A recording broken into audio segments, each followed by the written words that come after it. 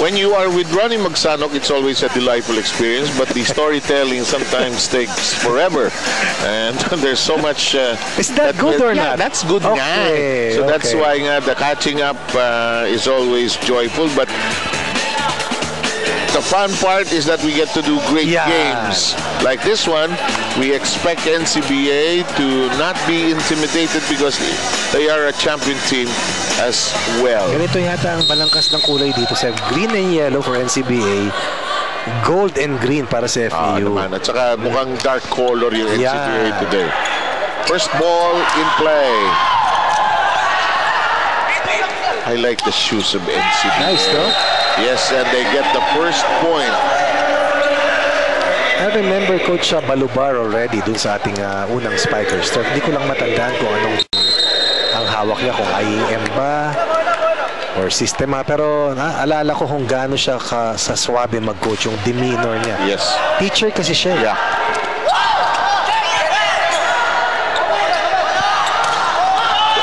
Ball in play, but it did not cross. Nice looking sneakers. And that's a nice pair to go with their tremendous confidence that they're showing. Unang 2 puntos ang ating unang set kinuha ng Wildcats na nagpapakita ng hindi lang kahusayan, pero nakita mo sa kanilang gate yung kumpiyansa na dala-dala nila. The only downside is when they start dressing up, you have to put the shoes away right away kundi magkakapalit-palit. Oo nga, ano? And that is long no check. Players of FEU thinking there was a check. None. 3-zip. Quick 3-point lead para dito sa Wildcats ng NCBA. I like the name, Wildcats. Ibang dating. Parang tiga Perth. Nalisa. In play. Ang hirap na ang gulo. Canlas finding a way. Check ball, nice stretch by the libero. Canlas is there. Oh, nice full swing. To the other end, out. And it's 4-0. Canlas is also a veteran of the Spikers turf. Maging itong si Gregorio Dolor para sa FEU. Dolor is the team captain of the Tamaraws. Canlas seems to be the main gunner para dito sa Wildcats 4-point lead for NCBA. So it's nice to play with other clubs also because you know you bring in technology, knowledge, awareness, understanding from other sources as well. Back row, Tolentino keeping it in play. Here we go with the strike. It is outside and it's 5-0. Also gives our officials narong volleyball set na makita din yung mga talents talaga na magkakasama at magkakalaban. Yes. Para pag binuo yung national pool na tinatawag. Early substitution. Batang-bata itong si Silang, ano? Suarez is now in for the first time. Chris Silang now getting some words from Coach Santos. 16 years old. Sino Silang? Si Silang from Bataan. In the meantime, the first point of Far Eastern University coming off an unforced error by NCBA. Only 2 first-year players for the Wildcats compared to 5 rookies para kay Coach Joseph Santos.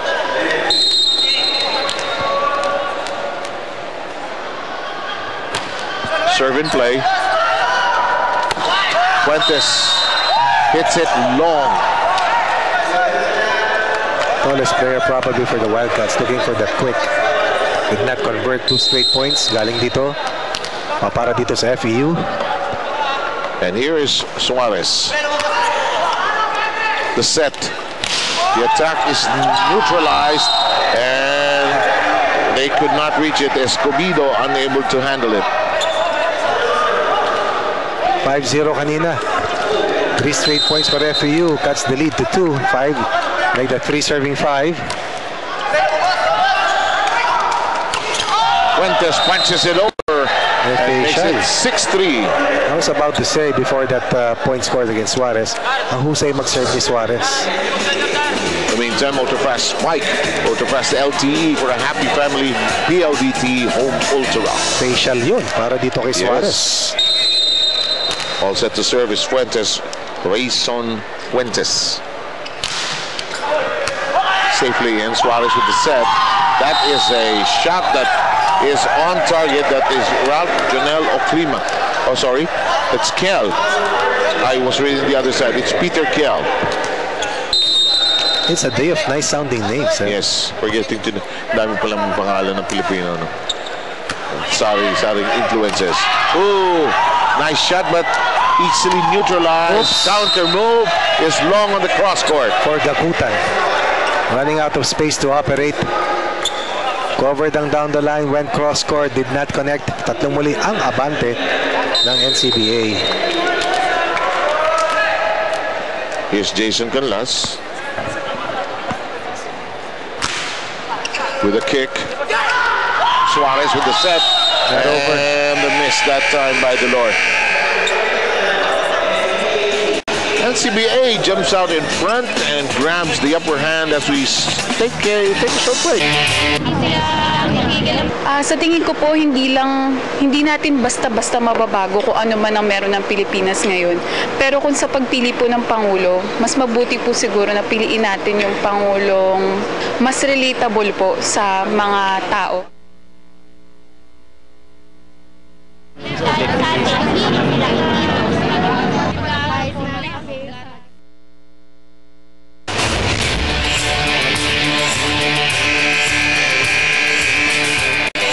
I was getting a kick out of Fuentes and Tolentino giving Razel number 12, Daryl Valenzuela, some tips on how to breathe when you're tensing up in a game. But somebody who doesn't get tense is Cristel. Cristel, go ahead.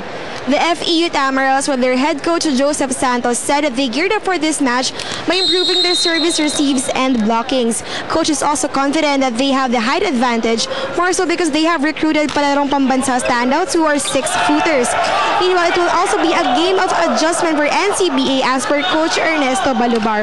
He only had 2 weeks to prepare and he said they are still trying to incorporate their system, and the system is 2 guest players or custom 2. Coach said they are still trying to put up the pieces together, but most definitely their 2 guest players can help them in their campaign. Back to you guys. Well said, Cristel Bachelor. And it's 8-5. Very energetic teams we have on the floor. FEU, NCBA. Tolentino slaps it, and it is outside. No wrist at all. Edwin Tolentino is one of 2 guest players para dito sa NCBA.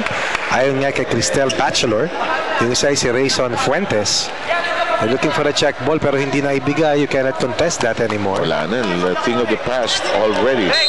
It is 8-6. Just Fuentes and Tolentino telling Valenzuela, huminga ka. Ilabas mo sa ilalim. Huwag sa taas. Umiipit mo. Umiipit. And case of the veteran teaching a couple of young players. You need that in a team. Nice double whammy. Valenzuela, Tolentino combining. They sound like a law firm. Kaya nga yung Taichi, Sev, yan ang itinuturo, di ba? Alin? Breathing. Ito mo ito, ang ganda ng saranan. 2-man wall. Walang butas, walang gap. Walang susi yung kandado nun. Suarez with the set. One-handed stab. Nice. On target that time for Jude Garcia. Excellent peripheral vision para dito kay Jude. No, iba palang player. Endua. Sorry, my mistake. Number 11. Yes, it is Lee Nidua. I was looking at that. Yan ang hirap pag green and yellow pareho eh. Lee Jumbo Nidua. Anyway, nicely done. That is Garcia. Pero hinahanap dito ng FEU, Sev, yung sunod-sunod na puntos. Hindi nangyayari. 11-7 ang bilang natin. Started out this contest down at 5-0. So we've got Ready Paler all set to serve. Lobs. Regalo. Uupakan yan ni Dolor. Alam mo, si Canlas, kung di ako nagkakamali, dun sa Spikers turf. Sa open, hindi siya... Let's see. Di ko alam kung kay Coach Balubar naglaro eh.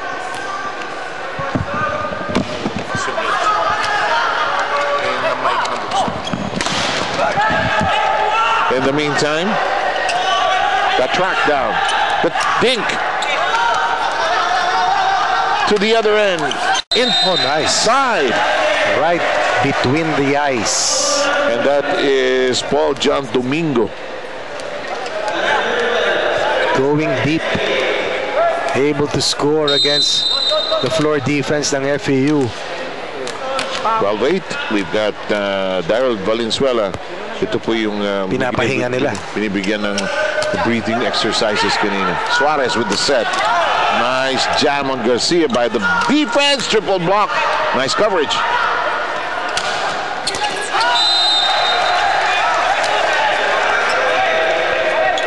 Kung makikita mo rito, mas pulido yung offense ng NCBA. And they seem to be coached well. They have nice fluidity. And it comes with reason. Mas matagal silang magkakasama. Yep.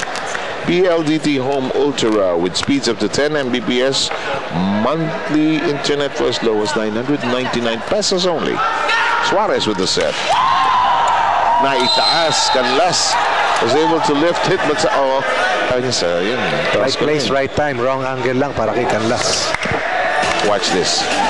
Here's an ultra fast spike, but an equally ultra fast pickup, but just sails outside on the wrong angle. PLDT Home Ultra. 9-13. FEU with the serve. We've got Greg Dolor. Team captain committing a service error. Gives NCBA once again a 5-point advantage at 14-9. You're watching the collegiate conference of the Spikers Turf, the all-men's tournament, of course produced and organized by Sports Vision. In the meantime, Suarez bungling it. That was Garcia, with that faulty service reception. Parang mas veterano sa laro itong NCBA. Tuloy, dahil nga puro nga rookie yung FEU, di ba? So Suarez ended up with nothing to work with. Correct. Ito yung Mapua coaching staff, nandiyan pa rin. Na first game sila kanina, pero they just want to check in on all the competition. Nothing to lose. Well, Mapua plays NCBA next. Ganun pala. Oo, sa kanilang hanay ng mga nakalatag na laro. So, yun naman pala ang reason. That will be on July 22nd. Si Coach, gusto mo yung pangalan kanina eh. Mario Mia. Parang chef ang dating. Gutom ka na. Un poco.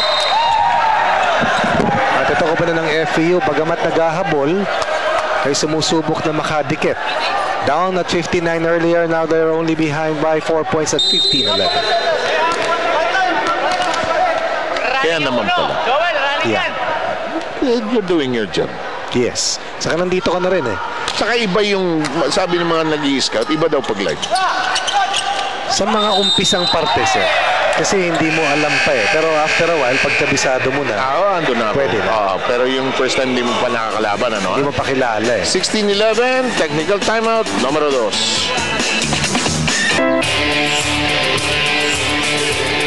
Ikaw magsabi. Ayan. Nasa gitna. Mario Mia. Medyo hindi sila sinwerte kanina. Sa laro nila laban sa malakas na National University. May laban sila no second set eh, no? Meron sana yun eh. Pero hindi na-sustain. So, as you mentioned, they're scouting NCBA because yun ang next nilang date. Kaya sinilip ko agad yung ating sked ng mga laro dahil may dahilan kung bakit they hang around. Now, na-confirm din sa atin ng mga players, si Jason Canlas, laro nga sa IEM, tapos si Coach Nestor Baluban ay sa IEM. Correct, oo. Kamantala si Rayson Fuentes naman sa Signal. So, mabuti na yung malinaw. Ito si Canlas yung leading scorer ng IEM, kung di ako nagkakamali. Okay. Kasi alas 9 ng umaga yung kaya tanda ako parati. Okay. Hindi tayo nakita nun, ano? Bikas ang official ball ng Spikers Turf. Pero kuminsan nun, umaapat akong laro nun. Tatlo-apat kuminsan. Depende. Diretso sa ano? Sa hapon. Tapos yung last game, lalaki uli, di ba? Nung bandang playoffs na. Samantala na huli yung kanto na yan, anong tamang ginagawa ng NCBA? Well, unang-una, mas lesser yung kanilang unforced errors. Pangalawa, mas swabe yung atake nila. At they're able to identify yung weak links dito sa defense ng FEU. Silang. That is easily taken care of. Tolentino's shot looks out. Yes, it is. Kung makikita mo, sir, hindi scramble yung rotation nila eh. Oo, eh. Yung transition from offense to defense and vice versa. Mas smooth, mas covered yung space. Saka agang pumiglas ng NCBA. 5-0 eh. 5-0 eh.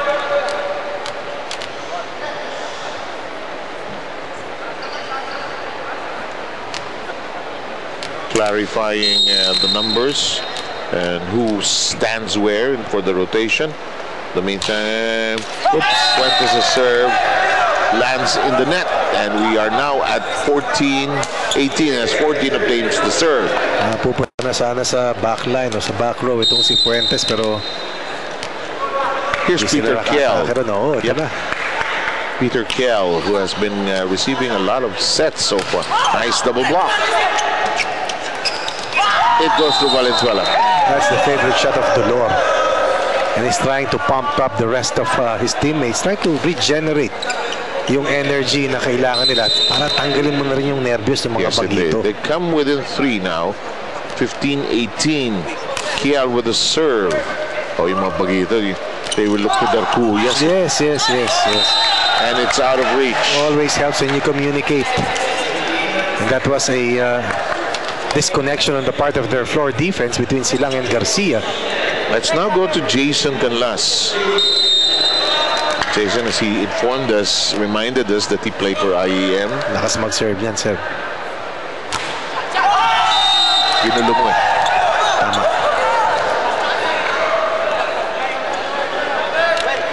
Walang ibang masisi, no? Ginulo mo. Tama. Talagang tatamaan ka dito sa trabaho natin. Parang to sa free throw sa basketball, kasalanan mo. Tama.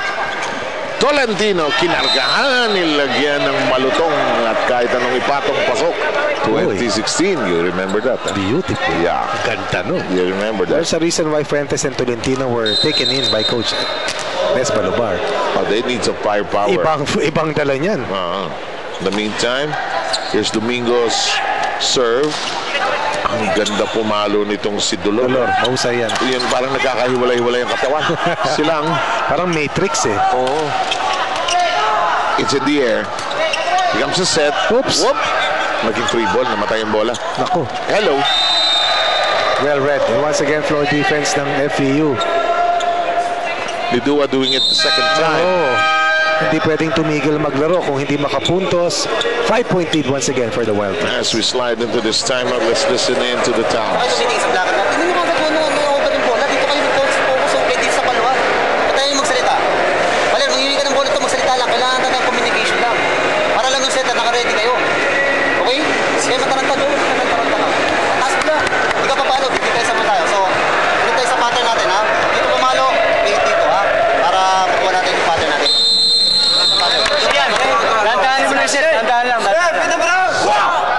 Boy, a team of rookies, mostly like Garcia, Kiel, and Silang. Boy, communication a problem. They come from different parts. Halimbawa, si Kiel halin sa Iloilo, Garcia, Pangasinan, Silang from Bataan. Meron sa South, meron sa Norte. Serve sails over the net, and it is outside. 22-16.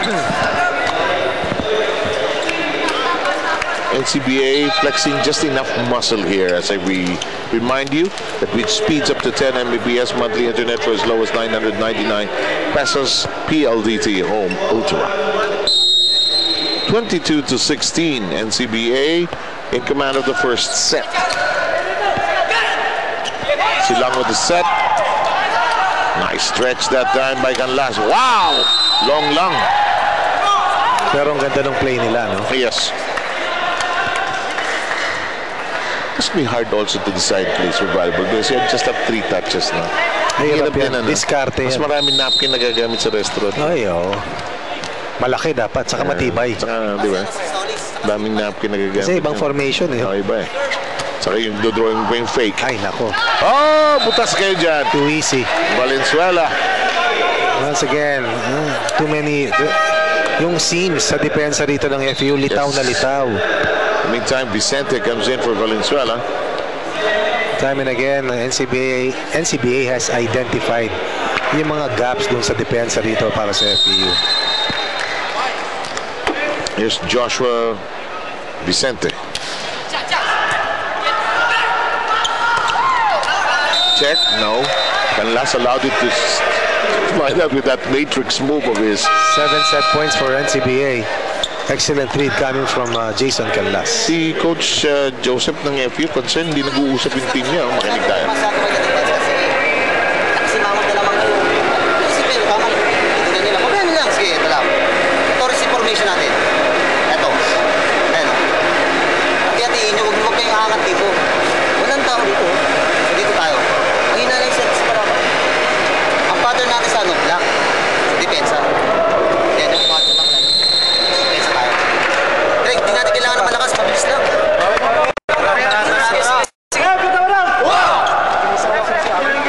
Work in progress, ano? Talagang tsatsagayin mo yan. Parang baby steps na tinatawag. Hindi talaga yung bino-voice operate niya. When you're rebuilding, yung birth pains na tinatawag, mararamdaman mo talaga yan. Pero ito, at least the pieces are in place, no? Ka-recruit. Ito na. Uy, ganda ng setup na yun. Inayos ni Coach Joseph Santos yung alignment nila sa kanilang reception, and that enabled them to be able to get that last attack point coming from team captain Dolor. Lutong, tusok eh. Bounce sa Moraita, sir. Moraita. May Indian mango pang kasama. Okay. Ano mo yung cornic doon? Ay, sarap. Valentino. Check ball. On target. Pasok pa. 25-18 ang score matapos itong first set. NCBA setting the early tempo, Ronnie.